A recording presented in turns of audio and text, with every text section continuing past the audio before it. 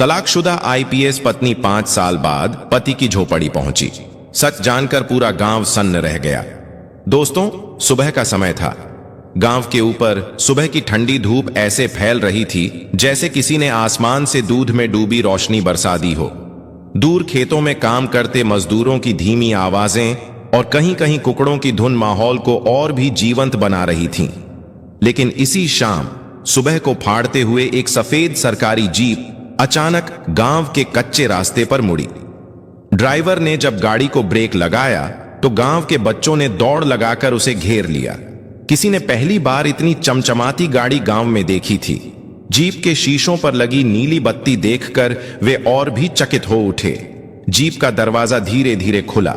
बाहर उतरी आईपीएस अधिकारी अंजलि राठौड़, तेज कदमों, सफेद क्रिस्प यूनिफॉर्म, सख्त चेहरे और आंखों में एक अलग तरह की थकान के साथ।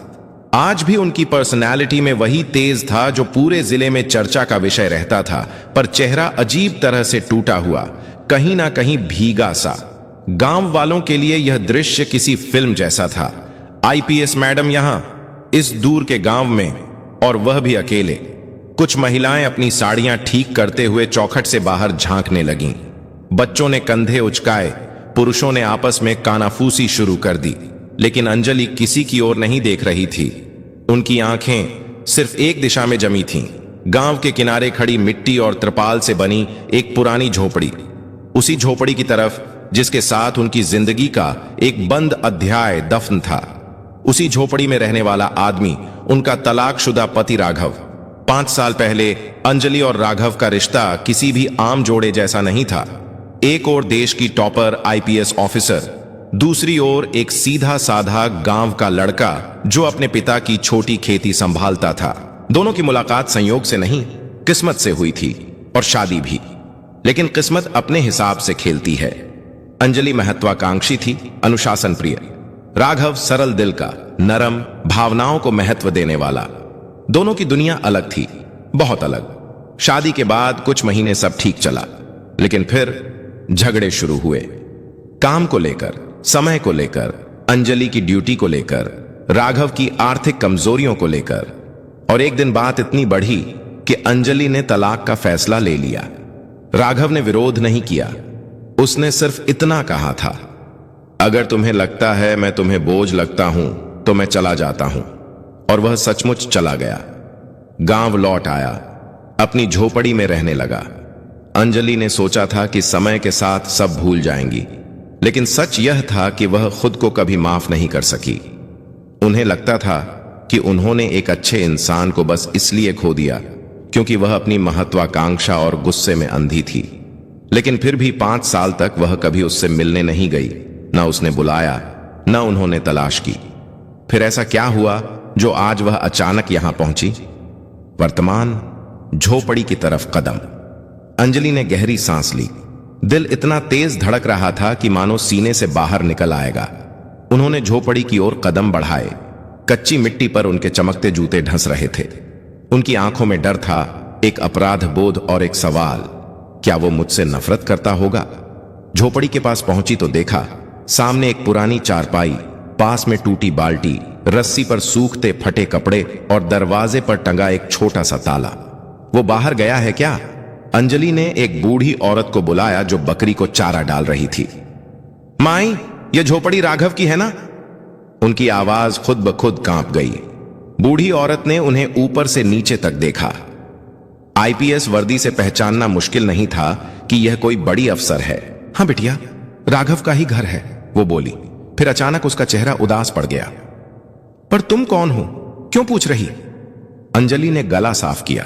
कुछ पल रही, फिर धीमे से कहा, मैं उसकी पत्नी थी। बूढ़ी औरत चौंक गई। अरे, तू ही है वह शहर वाली बहू जिसने उसे छोड़ा था? अंजलि के होंठ सूख गए। उन्होंने हां में सिर हिला दिया। बूढ़ी औरत कुछ क्षण उन्हें देखती रही, फिर बोली, तू बहुत देर से आई बिटिया। अंजलि के पैरों तले जमीन खिसक गई। देर? क्यों? वो कहां है? क्या हुआ? बूढ़ी औरत की आंखें भर आईं। राघव 2 महीनों से बीमार हैं, अकेला पड़ा था, खुद ही इलाज कराता, खुद ही दवा लाता, कोई अपना नहीं। अब तो चलने फिरने में भी मुश्किल होती है उसे। अंजलि की सांस रुक गई। उनका दिल जैसे किसी ने निचोड़ दिया हो। आंखें भर आईं, चेहरा पड़ गया। बीमार, अकेला, पर किसको बताया नहीं उसने? बुजुर्ग औरत ने कड़वाहट से कहा, किसे बताता? तुझे? तूने तो उसे छोड़ दिया था। उसके पास कौन था? अंजलि चुप। उनकी आंखें धुंधली हो गईं। बूढ़ी औरत आगे बोलने लगी, वो आज सुबह अस्पताल गया है, सरकारी अस्पताल, शायद दवा लेने। अंजलि के अंदर सब कुछ टूट गया। उनकी आंखें लाल हो गईं। लोग दूर दूर खड़े होकर यह सब देख रहे थे। पूरी बस्ती में एक अजीब खामोशी उतर आई थी। आईपीएस वर्दी में खड़ी एक महिला, जिसके पास सत्ता है, शक्ति है, ओहदा है, पर आज वह सिर्फ एक गुनहगार पत्नी जैसी दिख रही थी। अस्पताल की तरफ सफर। अंजलि तेज कदमों से जीप में वापस बैठी। अस्पताल चलो, तुरंत। ड्राइवर ने बिना सवाल किए गाड़ी घुमा दी। रास्ते भर अंजलि की आंखें वैसी ही थीं जैसे कोई टूटा हुआ इंसान भीतर ही भीतर सजा काट रहा हो। दिमाग में सिर्फ एक ही छवि घूम रही थी, राघव का साधारण चेहरा, उसकी मासूम मुस्कान और वो आखिरी शब्द, अगर तुम्हें लगता है मैं तुम्हें बोझ लगता हूं तो मैं चला जाता हूं। उन्होंने महसूस किया कि उस दिन उन्होंने सिर्फ एक रिश्ता नहीं तोड़ा था, उन्होंने एक भला इंसान खो दिया था। अस्पताल में मुलाकात। अस्पताल छोटा था पर भीड़ ज्यादा। अंजलि ने धड़कते दिल के साथ रिसेप्शन पर पूछा, राघव नाम का कोई आया है क्या? नर्स ने रजिस्टर देखा और बोली, हां, बेड नंबर 12। लेकिन किस लिए पूछ रही है? अंजलि ने उत्तर नहीं दिया, बस तेजी से अंदर चली गई। बेड नंबर 12 तक पहुंचते हुए उनके कदम लड़खड़ा रहे थे। उनके शरीर में वर्दी का कोई असर नहीं रह गया था। वह सिर्फ एक टूटी हुई औरत थी। उन्होंने बेड पर नजर डाली। चारपाई नुमा अस्पताल। बेड पर लेटा व्यक्ति बेहद कमजोर लग रहा था। दाढ़ी बढ़ी हुई, शरीर सूख कर हड्डी जैसा और आंखें बंद। अंजलि को पैर आगे बढ़ाने में डर लग रहा था। राघव? उनकी आवाज फुसफुसाहट से भी कम थी। राघव ने धीरे धीरे आंखें खोलीं और उसे देखते ही उसकी आंखें भर आईं, लेकिन चेहरे पर कोई नफरत नहीं थी, कोई गुस्सा नहीं, बस एक शांत, थका हुआ, स्वीकार करता हुआ भाव। अंजलि? उसकी आवाज बेहद धीमी थी। अंजलि वहीं खड़ी रह गई। उनकी आंखों से आंसू उतरने लगे। मैं बहुत देर से आई ना, वो रोते हुए बोल उठी। राघव ने हल्की मुस्कान दी, कमजोर सी, टूटी हुई, लेकिन सच्ची। तुम आई, यही काफी है। उसके यही 3 शब्द अंजलि के दिल को चीर गए। उन्हें लगा किसी ने अंधेरे में पीछे से आकर उन्हें जकड़ लिया हो। सच का पहला संकेत। अंजलि उसके पास बैठी ने हाथ पकड़ लिया। उसकी उंगलियां बेहद ठंडी थीं, जैसे लंबे दर्द ने उन्हें जीवन से काट दिया हो। राघव, तुमने मुझे कभी बताया क्यों नहीं? राघव ने आंखें बंद करते हुए बहुत धीमे जवाब दिया, तुम्हारी जिंदगी में मेरी जगह नहीं थी अंजलि। मैं बोझ नहीं बनना चाहता था। अंजलि फूट फूट कर रो पड़ी, लेकिन राघव के अगले शब्द ने उनकी आत्मा तक हिला दी। और बहुत सी बातें हैं जो तुम नहीं जानती, जब जानोगी तो और भी रोओगी। अंजलि ने सिर उठाया। कौन सी बातें? राघव, सच बताओ। राघव ने आंखें उनके चेहरे पर टिकाईं। उसकी नजरों में एक अजीब सा खालीपन था, जैसे कोई गहरा राज भीतर दफन था। सब बताऊंगा, लेकिन अभी नहीं। अंजलि ने उसका हाथ कसकर पकड़ लिया। नहीं, आज सब बताओगे राघव। आज मैं किसी सच से नहीं डरूंगी। राघव हल्का सा मुस्कुराया। तुम डरोगी नहीं अंजलि, पूरा गांव डर जाएगा, क्योंकि सच बहुत कड़वा है, बहुत भारी है। अंजलि की सांसें अटक गईं, और यही था वह पल जिसने आने वाले 4 पार्टों की नींव रख दी। एक ऐसा सच जो सिर्फ पति का नहीं, पूरे गांव का इतिहास बदलने वाला था। अस्पताल के कमरे की खिड़की से आती सुबह की हल्की धूप सीधे राघव के चेहरे पर पड़ रही थी। उसके चेहरे पर वही पुरानी सरल मुस्कान थी, लेकिन अब उस मुस्कान में एक गहरा दर्द छिपा था जो अंजलि को साफ दिखाई दे रहा था। अंजलि उसके पास बैठी थी, राघव के हाथ को थामे।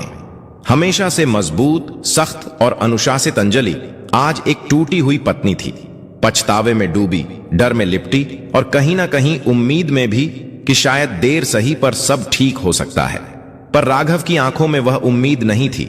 उसके चेहरे पर एक शांत स्वीकार भाव था, मानो वह सब कुछ पहले से जानता हो कि यह मुलाकात आखिरी है या शुरुआत। कमरा शांत था। दीवार की घड़ी की टिकटिक ही एकमात्र आवाज थी। कुछ पल बाद अंजलि धीरे से बोली, राघव, वो कड़वा सच क्या है? तुम क्यों कह रहे हो कि पूरा गांव सन्न रह जाएगा? राघव ने हल्की सांस ली। अंजलि, बहुत कुछ ऐसा है जो तुम नहीं जानती, जो तुम्हें जानना चाहिए था, लेकिन मैंने खुद छुपाया। अंजलि की आंखें भर आईं। राघव ने उसकी आंखों में देखते हुए धीमे धीमे कहा, क्योंकि मैं तुम्हें दुखी नहीं करना चाहता था, क्योंकि मैं तुम्हारी राह का बोझ नहीं बन सकता था, और क्योंकि तुम्हारे करियर की वजह से मुझे एक बड़ा फैसला लेना पड़ा था, जो शायद तुम जान लेती तो तुम आज आईपीएस ना होती। अंजलि का दिल बैठ गया। राघव, तुम क्या कह रहे हो? किस फैसले की बात कर रहे हो? राघव ने कुछ पल आंखें मूंद लीं, फिर कहा, 5 साल पहले तुम्हारे खिलाफ एक झूठी शिकायत दर्ज हुई थी, तुम्हारे प्रमोशन के ठीक 1 हफ्ते पहले। वो शिकायत अगर आगे बढ़ती तो तुम्हारा करियर खत्म हो सकता था। अंजलि सन्न रह गई, उनकी सांस अटक गई। कुछ पल बाद वह टूटी आवाज में बोली, पर मेरी फाइल में तो ऐसी कोई शिकायत दर्ज ही नहीं हुई, मुझे तो कभी बताया ही नहीं गया। राघव ने उसकी उंगलियों को हल्के से दबाया, क्योंकि मैंने उसे दर्ज ही नहीं होने दिया। अंजलि सांस रोककर राघव को देखती रही। राघव ने धीरे धीरे बोलना शुरू किया। वह शिकायत गांव के कुछ धनी लोगों ने की थी। उन्हें तुम्हारी जांच पड़ताल से डर लगता था। तुमने उनके कई गैरकानूनी काम पकड़े थे। वे चाहते थे कि तुम्हें किसी भी तरह गिराया जाए। उन्होंने मुझ तक बात पहुंचाई और बदले में मांग की कि मैं तुम्हारे खिलाफ बयान दूं, ताकि शिकायत मजबूत हो जाए। अंजलि का चेहरा शून्य हो गया। उन्होंने तुमसे मेरे खिलाफ बयान मांगा? हां, राघव ने कहा। वे जानते थे कि तुम्हारे पति का बयान सबसे भारी पड़ेगा, और अगर वह बयान जाता तो तुम्हारा प्रमोशन रुक जाता, शायद तुम्हें 3 साल तक निलंबित भी कर दिया जाता। अंजलि की आंखें भर आईं। राघव, तुमने मुझे क्यों नहीं बताया? तुमने अकेले कैसे झेला यह सब? राघव ने थक कर मुस्कुराया, क्योंकि मैं नहीं चाहता था कि तुम्हारे करियर में मेरा नाम कभी अड़चन बने। तुम्हें सिर्फ आगे बढ़ते देखना चाहता था, चाहे मुझे पीछे हटना पड़े। अंजलि के गालों पर आंसू बहने लगे। फिर तुमने किया क्या? राघव ने धीमी आवाज में कहा, मैं उन लोगों के सामने सीधा खड़ा हो गया। साफ कह दिया कि मैं झूठा बयान नहीं दूंगा। उन्होंने धमकाया, लालच दिया, पर मैं नहीं माना। उसके बाद अंजलि फुसफुसाई, उसके बाद उन्होंने मुझ पर हमला करवाया। मुझे इतना मारा कि महीने भर बिस्तर से नहीं उठ पाया। लेकिन बात इतनी ही नहीं थी अंजलि। अभी तक जितना सुन चुकी थी वो काफी था उन्हें तोड़ने के लिए, पर आगे जो आने वाला था वह उनके लिए सहने से कहीं ज्यादा भारी था। राघव ने बोलना जारी रखा। उन्हें डर था कि अगर मैं बच गया तो मैं पुलिस में शिकायत कर दूंगा, इसलिए उन्होंने तुम्हें भी इसमें घसीटने की धमकी दी। अंजलि का चेहरा शून्य हो गया। कहा कि अगर मैंने उनका साथ नहीं दिया तो वे तुम्हारा करियर खत्म कर देंगे, तुम्हें गलत केस में फंसा देंगे, तुम्हारे विभाग में अफवाहें फैलाएंगे और तुम्हारा नाम बर्बाद कर देंगे। अंजलि ने राघव का हाथ कसकर पकड़ लिया। उनकी सांस कांप रही थी। राघव, तुमने मुझसे कुछ क्यों नहीं कहा? मैं तुम्हारे साथ लड़ती। मैं अपनी वर्दी की कसम खाती हूं, मैं किसी भी कीमत पर उन्हें छोड़ती नहीं। राघव ने कमजोर हंसी के साथ कहा, यही वजह थी कि मैंने तुम्हें कुछ नहीं बताया। तुम मजबूत हो, जिद्दी हो और अत्यंत ईमानदार। तुम किसी भी कीमत पर झुकते नहीं देखना चाहोगी, लेकिन यदि तुम उनसे टकराती तो शायद तुम्हें भारी नुकसान होता। इसलिए मुझे वही करना पड़ा जो उस समय सबसे सही लगा। अंजलि की आंखों से आंसू बहते रहे। क्या किया तुमने? राघव ने उसकी आंखों में उसी शांत प्रेम के साथ देखा। मैंने तुम्हें खुद से दूर कर दिया अंजलि। मैंने खुद को वह आदमी बना लिया जिससे तुम नफरत करो, जिससे तुम रिश्ता तोड़ दो, जिससे तुम अलग होकर अपने करियर में आगे बढ़ सको। अंजलि स्तब्ध रह गई। उनके हाथ कांपने लगे। उन्होंने सिर झुकाकर रोना शुरू कर दिया। राघव, तुमने मेरे लिए अपना जीवन बर्बाद कर दिया। तुमने मेरे सपनों के लिए खुद को अकेला कर लिया। तुमने मुझे बचाने के लिए हमारी पूरी शादी दांव पर लगा दी। राघव ने बहुत धीरे से कहा, हां, क्योंकि प्यार कभी कभी साथ रहने में नहीं, बल्कि किसी को बचाने के लिए दूर हो जाने में भी होता है। अंजलि उसके सीने पर सिर रखकर रो पड़ी। उस क्षण अस्पताल का कमरा किसी मंदिर जैसा पवित्र लगने लगा था। एक पत्नी टूट रही थी, एक पति मुस्कुरा रहा था और उनके बीच खड़ा था 5 साल का गलतफहमी का पहाड़ जो अब पिघल रहा था। कुछ मिनट बाद अंजलि ने खुद को संभाला और पूछा, राघव, अगर तुमने यह सब मेरे लिए किया तो 5 साल तक मुझसे दूर क्यों रहे? क्यों नहीं लौटे? क्यों अकेले जूझते रहे? राघव की आंखें गहरी हो गईं, क्योंकि अंजलि, मैंने माना था कि अगर मैं तुम्हारी जिंदगी में रहूंगा तो तुम कभी आज की आईपीएस अंजलि राठौड़ नहीं बन पाओगी। और सच कहूं, मुझे डर था कि अगर तुमने मेरा सच जान लिया तो तुम वापस मेरे पास आना चाहोगी, और मैं नहीं चाहता था कि तुम्हें तुम्हारा करियर, तुम्हारा भविष्य या तुम्हारी प्रतिष्ठा खोनी पड़े। अंजलि दर्द से चीख पड़ी। तो तुम यह सब अकेले सहते रहे, बीमार हुए, टूटे, तबाह हुए, और मुझे लगा कि तुम मुझे छोड़कर चले गए? राघव की आंखें नम हो गईं। हां, मैं अकेला था, लेकिन मुझे लगा था कि तुम खुश हो और वही मेरे लिए काफी था। अंजलि की सांस रुक गई। आज वह पूरी दुनिया की सबसे असफल इंसान महसूस कर रही थी। राघव, तुमने मुझे अपने दर्द से भी दूर रखा, राघव ने कहा, क्योंकि यह मेरा फैसला था, मेरा बोझ। अंजलि रोते हुए धीरे से बोल पड़ी, लेकिन आज मैं आई, क्यों जानते हो? राघव ने हल्के से सिर हिलाया। अंजलि बोली, क्योंकि मेरा दिल हर दिन चीखता था कि मैंने किसी अच्छे इंसान को खो दिया, और जब सुना कि तुम बीमार हो, अकेले हो, तो मेरे कदम खुद ब खुद भागते हुए आए। राघव उसे दर्द भरी मुस्कान के साथ देखता रहा। अंजलि, जिंदगी ने तुम्हें बहुत ऊंचाई दी है, पर मैं अब तुम्हारी जिंदगी का हिस्सा नहीं बन सकता।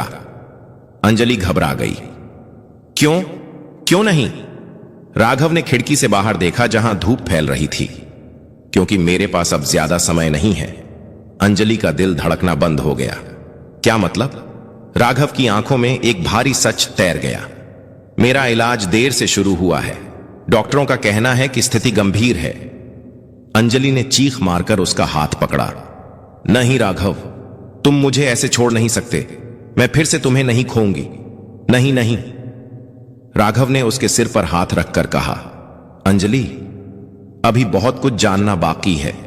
मेरे बीमार होने का असली कारण, उस झोपड़ी का सच और उन 5 सालों का राज। अंजलि की आंखें फैल गईं। राघव ने धीमे से कहा, वह सच जिसे सुनकर पूरा गांव सन्न रह जाएगा। अंजलि का दिल धड़कता रह गया। क्या? कौन सा सच? राघव ने आंखें बंद कर लीं। वो मैं कल बताऊंगा, अभी थोड़ी देर आराम चाहिए। और कमरा फिर खामोश हो गया। अंजलि उसे देखती रह गई। उनकी आंखें डर, प्यार, पछतावा और बेचैनी से भरी हुई थीं। आज उन्हें सिर्फ एक सच पता चला था, पर आगे जो आने वाला था वो सिर्फ उनका रिश्ता नहीं, बल्कि गांव का पूरा इतिहास बदलने वाला था। अस्पताल के बाहर शाम धीरे धीरे उतर रही थी। आसमान नारंगी और हल्के बैंगनी रंग में रंगा हुआ था, जैसे खुद प्रकृति किसी गहरे दुख की तैयारी कर रही हो। अंजलि अकेली उस बरामदे में बैठी थी, जहां हवा की हल्की ठंडक उनके चेहरे को छू रही थी, पर उनके भीतर उठ रहे तूफान को शांत नहीं कर पा रही थी। राघव सो गया था, या यूं कहें कि डॉक्टरों ने कहा था उसे आराम चाहिए। लेकिन अंजलि को कैसे आराम मिलता? उनके दिल में लाखों सवाल चुभ रहे थे। उनकी आंखों के सामने बार बार वही एक बात घूम रही थी, अंजलि, अभी बहुत कुछ जानना बाकी है। मेरे बीमार होने का असली कारण, उन 5 सालों का सच जिसे सुनकर पूरा गांव सन्न रह जाएगा। यह शब्द जैसे किसी मंदिर की घंटी की तरह लगातार उनके कानों में गूंज रहे थे। वे खड़ी हुईं, धीरे से आईसीयू वार्ड की ओर देखा और उनकी आंखों में एक चमक उभरी। कल नहीं, मुझे आज ही सच चाहिए, चाहे वह कितना भी दर्द देने वाला क्यों ना हो। लेकिन कमरे में जाने ही वाली थी कि डॉक्टर ने हाथ उठाकर रोक दिया। मैडम प्लीज, मरीज को अभी आराम चाहिए, उनकी तबीयत कल जांचनी है, तब आप बात कर लीजिएगा। अंजलि ने मजबूर होकर सिर हिलाया, पर उनकी आंखें कह रही थीं कि वह एक पल भी और इंतजार नहीं कर सकती। वे वापस बेंच पर आकर बैठ गईं। धीमी हवा चल रही थी और वह हवा जैसे अंजलि के भीतर दबी पीड़ा को और भी बड़ा कर रही थी। कुछ देर बाद अचानक एक बूढ़ा आदमी, जो शायद अस्पताल में किसी मरीज को देखने आया था, दवाई लेकर लौट रहा था। उसने अंजलि को गहन चिंता में बैठे देखा। उसने सिर झुकाकर सम्मान से कहा, मेम साहब, आप राघव की पत्नी हो ना? अंजलि चौंक कर उसे देखने लगी। हां, पर आप कैसे जानते हैं? बूढ़ा आदमी हल्की हंसी के साथ बोला, गांव छोटा है और रिश्ता बड़ा था। राघव बहुत नेक इंसान है, उसके बारे में सब जानते हैं, पर उसके अंदर बहुत कुछ ऐसा भी दबा है जो शायद आपको भी नहीं पता होगा। अंजलि की रीढ़ में सिहरन दौड़ गई। क्या मतलब? आपको क्या पता है? बूढ़ा आदमी पास आकर धीमे स्वर में बोला, इस गांव में बहुत गहरे राज छुपे हैं। मेम साहब और राघव उन सब का अकेला गवाह है। अंजलि की आंखें फैल गईं। कौन से राज? बूढ़ा आदमी नजरें झुकाकर बोला, यह बात राघव ही बताए तो अच्छा है, लेकिन मैं इतना कह सकता हूं, जिस दिन वह सच खुला उस दिन गांव की कई नींव हिल जाएंगी। और वह चला गया। अंजलि वहीं जड़ हो गई। दिल और तेज धड़कने लगा। अब तो उन्हें और भी बेचैनी होने लगी। लगता था उनका सीना फट जाएगा। अगली सुबह की पहली किरणों ने जैसे ही अस्पताल की सफेद दीवारों को छुआ, अंजलि की आंख खुल गई। उन्होंने सारी रात नहीं सोई थी। कुर्सी पर बैठ बैठकर ही रात गुजार दी। डॉक्टरों की आवाजें, नर्सों के कदमों की आहट, सब कुछ धुंधला लग रहा था। उनकी आंखें सिर्फ एक दरवाजे पर टिकी थीं, राघव के आईसीयू के दरवाजे पर। जैसे ही डॉक्टर बाहर आए, अंजलि तुरंत उनके पास पहुंच गई। डॉक्टर, कैसी है उसकी हालत? डॉक्टर ने चश्मा ठीक करते हुए गंभीरता से कहा, स्थिति अब भी नाजुक है, लेकिन वह होश में है। आप चाहे तो बात कर सकती हैं, लेकिन ज्यादा देर नहीं। उसका शरीर बहुत कमजोर है। अंजलि ने बिना एक सेकंड गंवाए कमरे की ओर कदम बढ़ा दिए। अंदर भावनाओं का तूफान।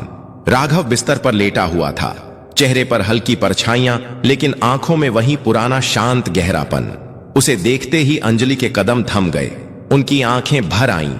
उन्होंने धीरे से उसका हाथ पकड़ा। राघव, मैं यहां हूं। राघव ने आंखें खोली और एक मुस्कान उभरी, कमजोर पर सच्ची। तुमने रात भर नींद नहीं ली?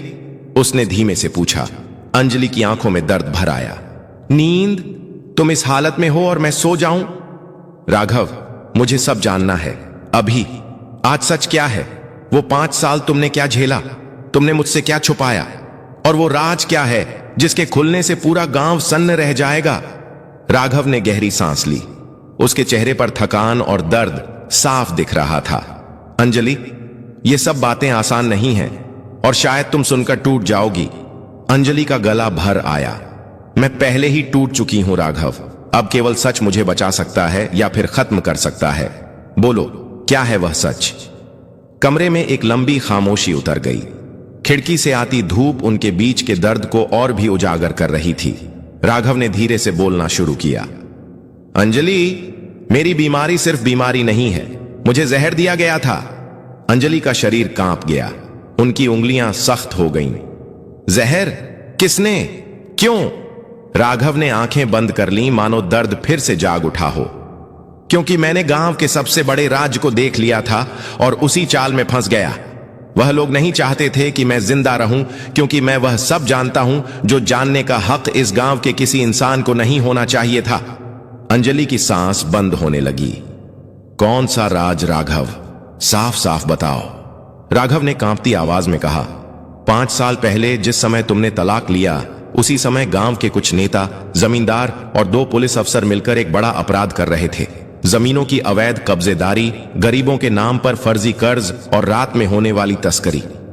अंजलि ने हैरानी से कहा, यह सब मुझे क्यों नहीं बताया गया? मैं तो आईपीएस थी, मुझे बताना चाहिए था। राघव ने कड़वी हंसी दी। यही तो था उनका डर। वे जानते थे कि तुम ईमानदार हो। अगर तुम तक यह बात पहुंचती तो तुम अकेले उनके पूरे सिंडिकेट को तबाह कर देती। इसलिए उन्होंने मुझे लक्ष्य बनाया, क्योंकि मैं कई बार रात में खेतों के पास उन्हें देख लेता था। और एक रात, राघव की आवाज टूट गई। अंजलि ने उसका हाथ और कसकर पकड़ लिया। क्या हुआ उस रात? राघव ने नजरें उठाकर अंजलि की आंखों में देखा और कहा, उस रात मैंने वही देखा जो नहीं देखना चाहिए था। गांव के बाहर जंगल में कई ट्रकों के जरिए अवैध सप्लाई हो रही थी, हथियार, शराब और शायद कुछ और। उसी रात उन्होंने मुझे पकड़कर बहुत मारा और जाते जाते कहा, अगर जिंदा रहना है तो चुप रहो, अगर पत्नी को बचाना है तो उससे दूर रहो। अंजलि ने दांत भींच लिए। उनकी आंखें आग बन गईं। तो तुमने चुप रहना चुना मेरे लिए? उन्होंने टूटती आवाज में कहा। राघव ने शांत स्वर में कहा, हां, क्योंकि उस वक्त तुम्हारी जिंदगी मेरी जिंदगी से बड़ी थी। अंजलि फूट पड़ी। आंखों से आंसू रुक ही नहीं रहे थे। लेकिन जहर कैसे? वह रोते हुए बोली। राघव ने आंखें झुकाईं। 2 साल पहले से उन्होंने मेरे खाने में धीरे धीरे जहर मिलवाना शुरू किया ताकि मेरी मौत एक बीमारी लगे, कोई सबूत ना मिले और राज दफन रहे। अंजलि का दिल किसी ने मरोड़ दिया हो जैसे। उनकी सांसें टूट रही थीं। राघव, तुमने मुझे क्यों नहीं बताया? मैं तुम्हें बचा लेती, मैं उन सबको खत्म कर देती। तुमने मुझे अकेले क्यों छोड़ दिया? राघव ने बेहद धीमी आवाज में कहा। क्योंकि अगर तुम सच जानती तो तुम खुलकर लड़ती और शायद आज तुम भी किसी अस्पताल में होती या। अंजलि ने उसका हाथ अपने सीने पर रख लिया और जोर से कहा, या क्या? बोलो। मैं मर भी जाती तो भी मंजूर था, पर तुम्हें अकेले यह सब झेलने नहीं देती। राघव की आंखों में गहरी चमक उभरी। अंजलि, तुम्हारा प्यार ही मेरी ताकत था। राघव ने कांपती आवाज में कहा, अगर तुम जान जाती तो तुम रुक जाती, और मैं नहीं चाहता था कि मेरी वजह से देश एक ईमानदार आईपीएस खो दे। अचानक मशीन की आवाज तेज हो गई। Beep beep. अंजलि ने उसे झकझोर दिया। राघव, मत जाओ, मैं आ गई हूं, अब सब ठीक कर लूंगी। राघव ने आखिरी बार उसकी तरफ देखा। हल्की मुस्कान आई और होंठ हिले। अब सच तुम्हारी वर्दी संभालेगी। बीप। आवाज थम गई। 3 दिन बाद पूरे गांव में पुलिस की गाड़ियां थीं। नेता, जमींदार, अफसर, सब गिरफ्तार। झोपड़ी के सामने अंजलि खड़ी थी, आंखों में आंसू और सीने में गर्व। उसने धीमे से कहा, तुम अकेले नहीं थे राघव, तुम्हारा सच जिंदा है। और पूरा गांव सन्न रह गया।